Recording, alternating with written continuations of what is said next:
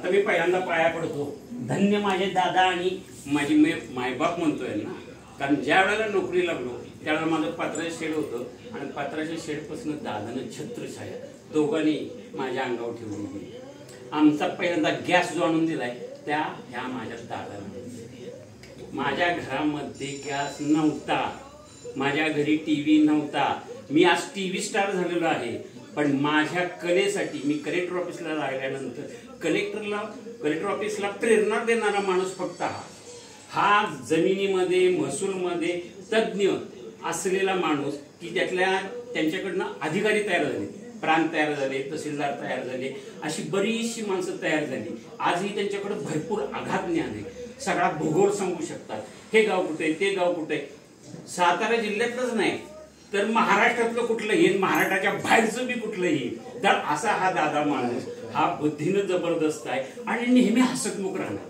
कोणतीही गोष्ट नकारात्मक नाहीये त्यांच्याकडे, सकारात्मक. कोणती मी म्हटलं ना, अरे दादा असं असं चालेल, सोडून दे रे ते, वर्तमानामध्ये वर्तमान काय नको, तू भविष्याची चिंता करू ना भूतकाळाची चिंता करू. आणि तशाची साथ पद्मावहिनी आमच्या म्हणजे ह्या सगळ्यांच्या माईच आहे. मी आज उभा राहिलोय ना तर माझा पाय लंगडत होता, मांडी घालता येत नव्हतं. ह्या आईनं आम्हाला एक सल्ला दिला की रामदेव बाबा करा. त्यांनी मला ओढून आता तुम्हाला केव्हा वेळ आहे, मार्च महिना झाला, एप्रिल महिना झाला, मी बुकिंग करते. राजपुरेला बोलवलं आणि त्या ठिकाणी आम्ही हरिद्वारला ह्यांना घेऊन जायचं आणि तुम्ही सांभाळायचं, कारण तिथे यायला तयार नव्हते. मग माझ्यामुळे आम्ही गेलो. 10 जणांची बॅग सुंदरपैकी 3 दिवसाचा प्रक्रिया रामदेव बाबांची झाली आणि मला मांडी घालता येईल. आणि त्यानंतर सुद्धा आता थोडाफार त्रास होतो. त्याचं तेल त्यांनी जे तयार केलेलं आहे ना, त्याची काही त्यांनी हे सांगितलं नाही कसं केलंय ते. तुम्हाला किती पाहिजे ही घ्या बाटली भरून, अजून दुसरी बाटली भरून.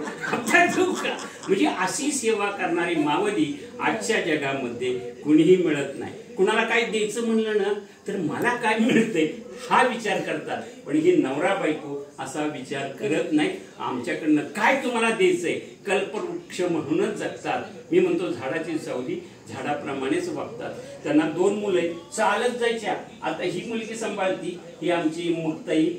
परंतु तेवढी मुलं घेऊन ह्या एकट्या चालत कुठं जायचे. हे साहेब 8 वाजता महसूल खात्यामध्ये, 8 पासून रात्रंदिवस आमच्या महसूल खात्यामध्ये तो कारभारात चाललेला असतो. त्याला दिवस नाही रात्र नाही, GR सारखा डोक्यात आणि बॉसिंग सगळीकडनं असतं. आज विधानसभा प्रश्न, लोकसभा प्रश्न, अमुक तमुक, त्यामध्ये हे 24 तास.